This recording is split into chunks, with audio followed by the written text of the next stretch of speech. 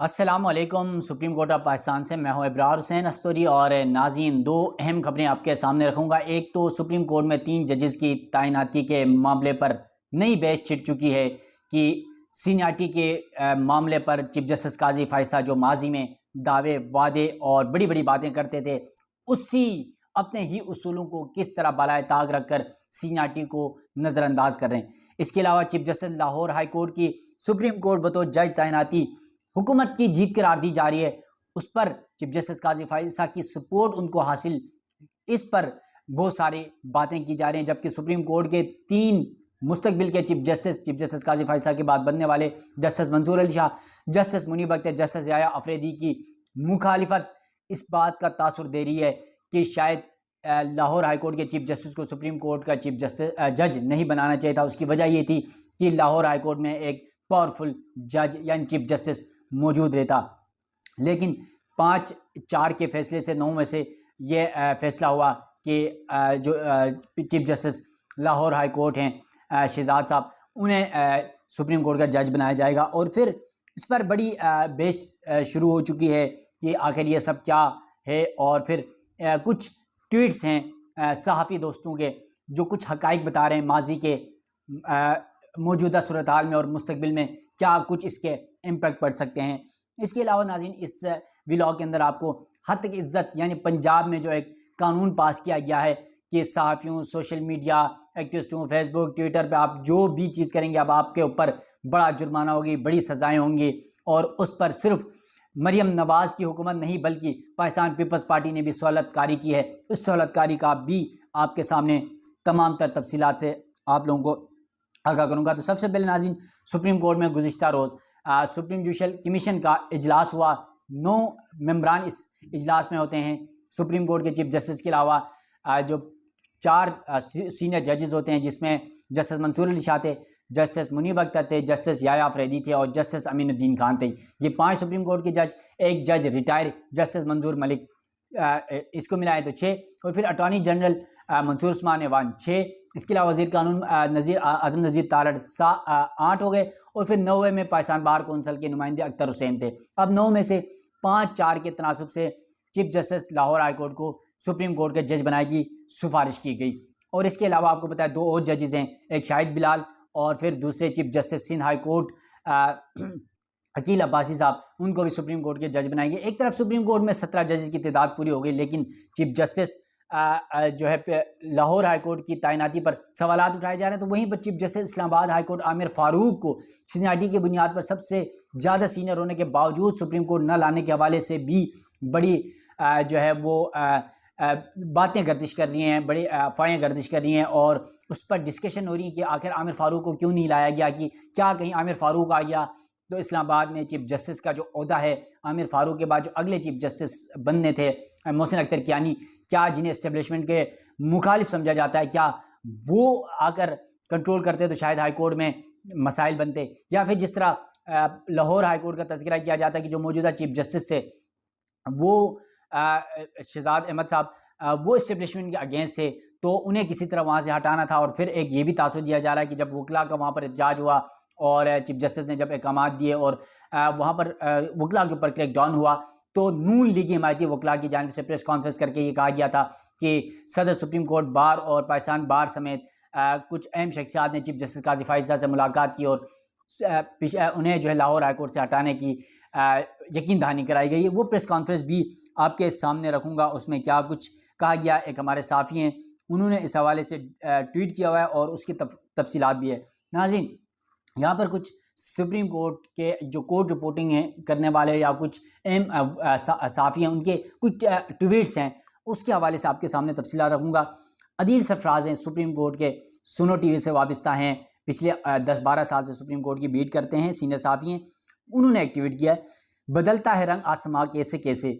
Justice काजी फायसा ने हमेशा junior जजेस की सुप्रीम कोर्ट में तैनाती की मुखालफत करते हुए सीनियरिटी के उसूलों पर जोर दिया, जबकि आज जनाब चीफ जस्टिस काजी फायसा ने लाहौर हाई कोर्ट के एक जूनियर जज को सुप्रीम कोर्ट में तैनाती की सिफारिश कर दी। यानी जस्टिस बिलाल के हवाले से वो कह रहे हैं कि वो सीनियरिटी में 4थे नंबर पर थे लाहौर हाई कोर्ट में और उन्हें सुप्रीम कोर्ट का जज बनाया गया। और काजी फायसा साहब ने माजी में जो वो खुद कहते थे सीनियरिटी के उसूलों पे बात करते थे, उन उसूलों को उन्होंने वो रोन डाला।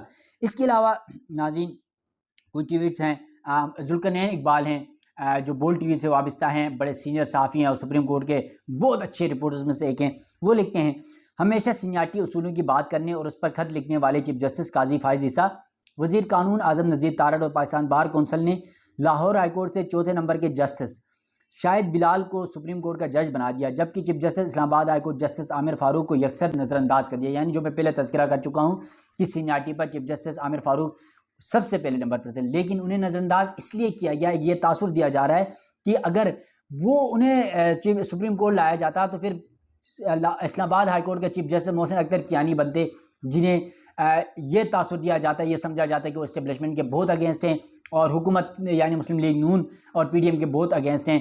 तो शायद वहाँ पर चीफ जस्टिस का ओहदा आमिर फारूक से उठाने की कोशिश नहीं थी, बल्कि उन्हें बरकरार रखना था। इसके अलावा नाज़रीन अहमद वड़ाइच हैं, वो लिखते हैं, Justice Syed Mansoor Ali Shah, justice Munib Akhtar, Justice Yahya Afridi ने चीफ जस्टिस लाहौर हाईकोर्ट को सुप्रीम कोर्ट लाने की मुखालिफत की। जस्टिस रिटायर मंजूर मलिक भी मुखालिफ थे। चीफ जस्टिस काजी फाइसा, अटॉर्नी जनरल, वजीर कानून, पाकिस्तान बार कौंसिल और जस्टिस अमीनुद्दीन खान ने हिमायत की। अब ये 5-4 का जो फैसला था। इसके बाद सैयद बलोच वो लिखते हैं, सर ये उसूल पसंदी सिर्फ दिखावा थी, जिन पर तकिया किया वो तारीख के सबसे बड़े रॉन्ग नंबर साबित हुए। यानी चीफ जस्टिस काजी फाइसा के हवाले से कहते हैं, बज़ाहिर सुप्रीम कोर्ट ने नून लीग की ख्वाहिश के आगे सरेंडर कर दिया, अब इस मुल्क में बिगाड़ के तमाम इज्जा तरकीबी मुकम्मल हैं। इसके अलावा एक और हैं, इरशाद अहमद आरिफ लिखते हैं, किसी को याद रहे जस्टिस आयशा मलिक को लाहौर हाईकोर्ट से सुप्रीम कोर्ट ले जाने पर किसी ने एतराज़ किया था कि वो तमाम तर एलियत, इल्मियत, लियाकत, क़यादत, काबिलियत के बावजूद जूनियर जज हैं। चीफ जस्टिस आमिर फारूक को बराए ताक रखकर जस्टिस शहजाद मलिक और जस्टिस बिलाल को कैसे लाया गया। यानी वो लिख रहे हैं कि चीफ जस्टिस काजी फाइसा, हमें याद है माजी में जब जस्टिस आयशा मलिक को उमर अता बंदियाल साहब के दौर में लाया गया तो ये चीफ जस्टिस काजी फाइसा ने एतराज़ उठाया था, उस वक्त जज थे ये सीनियरिटी में दूसरे नंबर पर, कि सीनियर जूनियर का जो कंसेप्ट है वो नज़रअंदाज किया गया और सीनियर जजेस को लाना चाहिए, और आज खुद चौथे नंबर के एक जज को लेकर आ रहे हैं।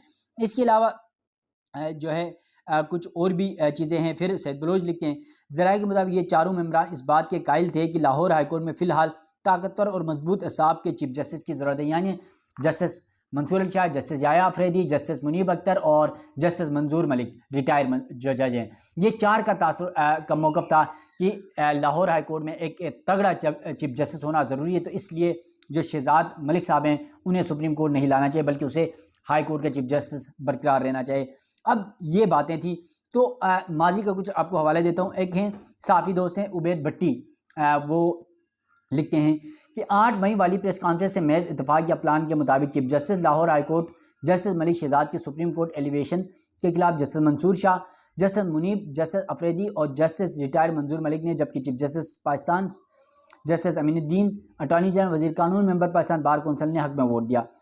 अब वो लिखते हैं, क्या चीफ जस्टिस काजी फाइज ईसा ने Supreme Court Bar Association, Pakistan Bar और लाहौर बार को कराई गई यकीन दहानी पूरी कर दी कि chief justice Lahore high court Malik Shahzad को यहाँ से हटाएंगे? क्या ये मिली भगत, मिसकंडक्ट और हलफ की खिलाफ वर्जी नहीं? सवालिया निशान।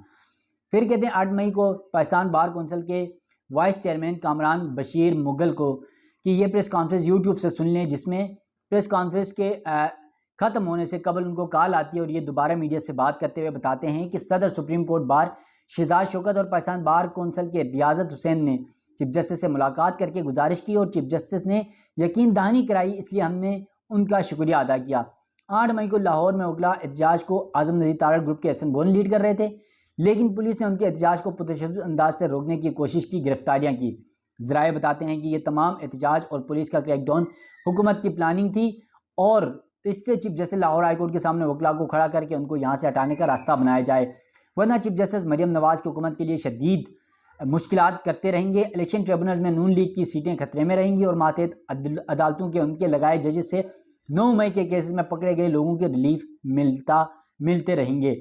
अब ये वीडियो भी यहाँ पर शेयर की उन्होंने 32 सेकंड की, जो कामरान बशीर मुगल क्या है वो भी उन्होंने शेयर किया हुआ है। तो ये तफसीलात हैं और किस तरह काजी फाइज ईसा साहब जो माजी में खुद जूनियर और सीनियर जज के हवाले से बड़े बड़े खत लिखते थे, उमर अता बंदियाल साहब को बड़ी बड़ी तहरीरें लिखते थे और इसी मौक़े पर वो डटे रहते थे कि सीनियरिटी और जूनियर का जो है वो तयन किया जाना चाहिए सुप्रीम कोर्ट के जज लाने के लिए। लेकिन अब सुप्रीम कोर्ट में वो खुद लाहौर हाई कोर्ट से चौथे नंबर के जज को लाकर सुप्रीम कोर्ट का जज बना रहे हैं। तो बड़े सवाल ज़रूर उठते हैं। अब ये तो 5-4 का फैसला है, लेकिन इस पर भी मुतफिका राय आ गई है कि 9 जजेस ने दिया, हालांकि चौथे नंबर पर होने के बावजूद जो 9 मेंबरान थे सब ने मुतफिका फैसला दिया। इसके अलावा दूसरी बड़ी खबर है, हत्या इज्जत के कानून लाहौर हाई कोर्ट में चैलेंज कर दिया गया है। पंजाब असम्बली की जानिब से मंजूर किया गया हत्या इज्जत का कानून लाहौर हाई कोर्ट में चैलेंज कर दिया गया। लाहौर हाई कोर्ट में दरखास्त साफ़ी जाफ़र अहमद यार और राजा रियाज ने एडवोकेट नदीम सरवर के जरिए दायर की। दरख्वास्त में वज़ीर आला पंजाब और गवर्नर पंजाब वज़ीर प्रिंसिपल सेक्रेटरी पंजाब हुकूमत को फरीक बनाया गया है। दरख्वास्त में मौक़िफ़ इख्तियार किया गया है कि हत्या इज्जत कानून आइन और कानून के मुनाफी है। हत्या इज्जत आर्डिनेंस और हत्या इज्जत एक्ट की मौजूदगी में नया कानून नहीं बन सकता, जबकि हत्या इज्जत कानून में सहाफ़ियों से मुशावरत नहीं की गई। हत्या इज्जत का कानून जल्दबाजी में सहाफ़ियों और मीडिया को कंट्रोल करने के लिए लाया गया है। दरख्वास्त में अदालत से इस्तदा की गई है कि हत्या इज्जत के कानून को कलअदम करार दे और दरख्वास्त के हतमी फैसले तक हत्या इज्जत कानून पर अमल दरामद रोका जाए। इसके अलावा आपको ये बता दूं कि गवर्नर हाउस ने हत्या इज्जत बिल पर कायम मकाम गवर्नर पंजाब मलिक अहमद खान की जानिब से दस्तखत किए जाने की तस्दीक भी कर दी। यानी ये पीपल्स पार्टी के गवर्नर हैं। पीपल्स पार्टी एक तरफ कह रही है कि हम तो इसके मुखालिफ हैं, इस कानून के जो पंजाब में लाया गया हत्या इज्जत का, दूसरी तरफ उनके गवर्नर दस्तखत भी कर रहे हैं। बिल पर दस्तखत के बाद समरी वज़ीर कानून को भिजवा दी गई है, जिसके बाद बहुत जल्द ही गेजेट नोटिफिकेशन भी जारी कर दिया जाएगा। नोटिफिकेशन जारी होने के बाद हत्या इज्जत कानून बाकायदा तौर पर पंजाब में लागू हो जाएगा और इसका इतलाक हर शहरी पर होगा। अब हत्या इज्जत कानून है क्या, थोड़ा सा इसकी आपको चंद बातें आपके सामने रखता हूँ। पंजाब असम्बली से मंजूर कराए गए कानून का इतलाक प्रिंट, इलेक्ट्रॉनिक और सोशल मीडिया पर होगा, जिसके तहत फैलाई जाने वाली झूठी और गैर हकीकी खबरों पर हत्या इज्जत का केस हो सकेगा। बिल का YouTube, TikTok, x, Twitter, Facebook, Instagram के जरिए फैलाई जाने वाली जाली खबरों पर भी इतलाक होगा। हत्या इज्जत कानून के तहत किसी शख्स की ज़ाती ज़िंदगी और अवामी मकाम को नुकसान पहुँचाने के लिए फैलाई जाने वाली खबरों पर कार्रवाई होगी। हत्या इज्जत के केसेस के लिए खुसूसी ट्रिब्यूनल कायम होंगे जो 6 माह में फैसला करने के पाबंद होंगे, जबकि कानून बनने के बाद 30 लाख रुपए का जुर्म हर्जाना होगा। आईनी ओहदों पर मौजूद शख्सियात के खिलाफ इल्ज़ाम की सूरत में हाईकोर्ट के बेंच किसी केस सुनने के मजाज होंगे। खवातीन और ख्वाजा सराओं को केस में कानूनी मावनत के लिए हुकूमती लीगल टीम की सहूलत मुयस्सर होगी। यानी अब आप किसी भी चीफ जस्टिस हो या फिर वज़ीर आज़म हो या फिर किसी भी शख्स के हवाले से आप बात नहीं कर सकते। अगर उनके खिलाफ बात करेंगे तो आपके खिलाफ हत्या इज्जत का कानून शुरू हो जाएगा। और ये मरियम नवाज़ का जो सहाफ़ी जो पाकिस्तान में बैठकर बड़ी बड़ी बातें करने वाले लोग थे, उनके लिए मरियम नवाज़ का ये तोहफ़ा है। अब भुगतो हत्या इज्जत के का जब कानून लागू होगा तो फिर आप ना फेसबुक चला सकेंगे, ना ट्विटर चला सकेंगे, ना टिकटॉक चला सकेंगे, ना यूट्यूब चला सकेंगे। तो यकीनन देखें इस तरह के कवानीन का असल में जो होता है कि जो आपके एजेंडे के मुखालिफ चल रहे होते हैं उन अफराद को कंट्रोल करने के लिए इस तरह के निज़ाम, इस तरह के कानून मुतारफ़ कराए जाते हैं और ये कानून भी इसकी एक कड़ी नज़र आती है। तो नाज़रीन, अपने मेज़बान इब्रार हुसैन अस्तरी को दीजिएगा इजाज़त। अल्लाह हाफ़िज़।